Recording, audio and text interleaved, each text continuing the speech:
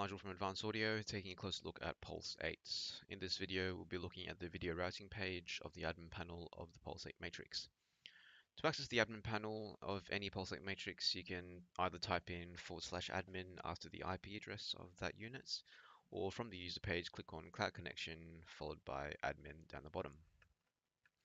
The first page you'll see here is video routing, with inputs listed on the left and outputs listed on the right. Next to each unit, say on the input page, you'll see what format HDMI it's currently inputting or outputting. In this case, the CCcast Ultra is outputting HDMI HDCP 2.2.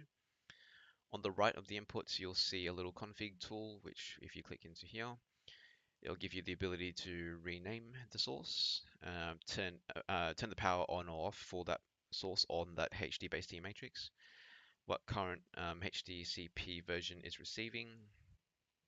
You can hide it altogether from the user screen. And the last thing's pretty cool. Normally to get EDID details on a HDMI stream, you'd have to buy an EDID reader. But in this case, Pulse 8 gives you all this information for free. Going back to this page, you can either follow the standard lowest common denominator format for EDID, or you can force it to a particular EDID format should you choose. Going now to the output screen, if you click on the little config tool next to each of the outputs, again, you have the ability to rename that output. You can see what input is currently receiving or change the input to a different one. You can see what HDCP version the new vision is currently supporting, as well as the EDID information for this new vision panel. Hidden, again, will hide this output altogether from the user view. And the next three items, link status, link quality, and cable length, are all diagnostic tools. So it'll basically tell you if the HDBaseT signal is active, if the quality is good or average or bad, and also how long the cable is. So if it's anything less than 20 meters, it will just say less than 20 meters, but anything higher than this will give you an actual meterage of that cable.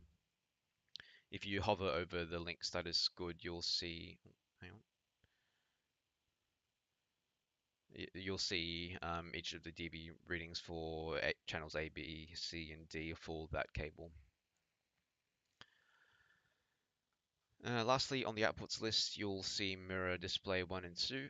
In the case of the 4x4, outputs 1 and 2 also have a mirrored HDMI outputs. So this is handy for, say, a rack-mounted TV or a rack-mounted AVR, for instance, that's going to power a living space or a theater.